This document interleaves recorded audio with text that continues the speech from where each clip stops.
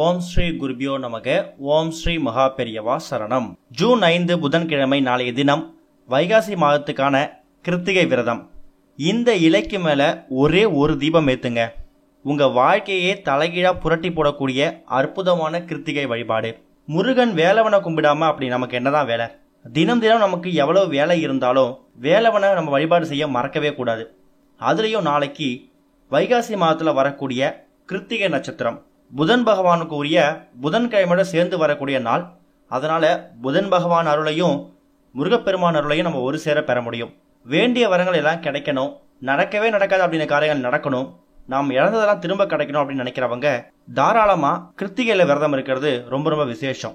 அதுவும் வைகாசி மாதத்துல வரக்கூடிய நாளைய தினம் முருகப்பெருமானையும் புதன் பகவானையும் சேர்ந்து வழிபடும் போது உங்களுக்கு வெற்றி மேல வெற்றி கிடைக்கும்.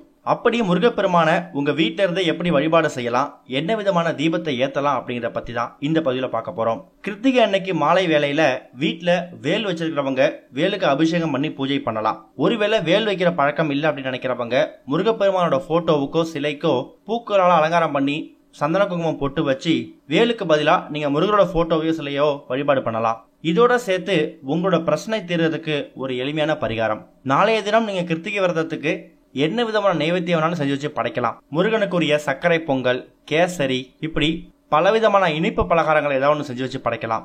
அதுவும் முடியலையா, கல்கண்டு பால் அதை வச்சு கூட நீங்க முருகப்பெருமானுக்கு நைவேத்தியமா படைக்கலாம். வெற்றி கிடைக்கணும், சொந்த வீடு கட்டணும், கடன் சுமையிலிருந்து வெளில வரணும், குழந்தை பாக்கியம் உண்டாகணும், கணவன் மனைவி ஒற்றுமையா இருக்கணும், குடும்பத்துல சந்தோஷம் இருக்கணும், இப்படி பலவிதமான வேண்டுதல் உங்களுக்கு இருக்கலாம்.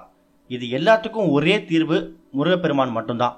அப்பேற்பட்ட முருகப்பெருமான நம்ம கிருத்திகை விரதத்துல இருந்து வழிபடுறது மூலயமா நாம சகல விதமான செல்வங்களை பெற முடியும். அப்பேற்பட்ட முருகப்பெருமானுக்குரிய கிருத்திகை விரதத்தன்னைக்கு இந்த ஒரு தீபத்தை நீங்க ஏத்த போறீங்க. இந்த தீபத்துக்கு உங்களுக்கு தேவையான பொருள் என்ன அப்படின்னு கேட்டீங்கன்னா, ஒரு இலை. அது என்ன இலைனா செம்பருத்தி இலை. இந்த செம்பருத்தி அந்த செம்பருத்தி அப்படிலாம் கிடையாது.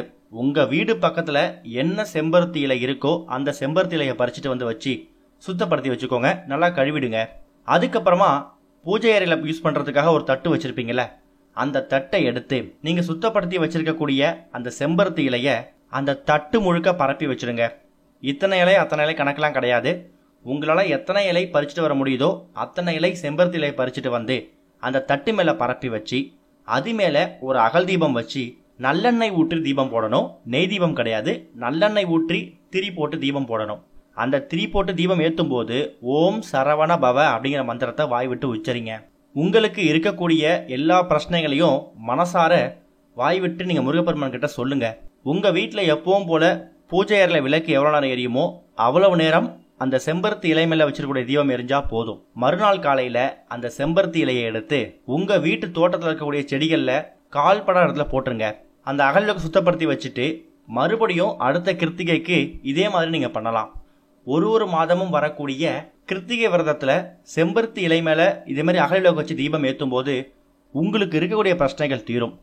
உதாரணத்துக்கு நாளைக்கு கிருத்திகை விரதத்தன்னைக்கு இந்த தீபத்தை ஏத்துறீங்கன்னா 15 நாட்கள்லயே உங்களுக்கு இருக்கக்கூடிய பிரச்சனைகள்ல ஒரு தீர்வு ஏற்படுறத பார்க்க முடியும். ஓம் ஸ்ரீ குருபியோ நமக. ஓம் ஸ்ரீ மகா பெரியவா சரணம்.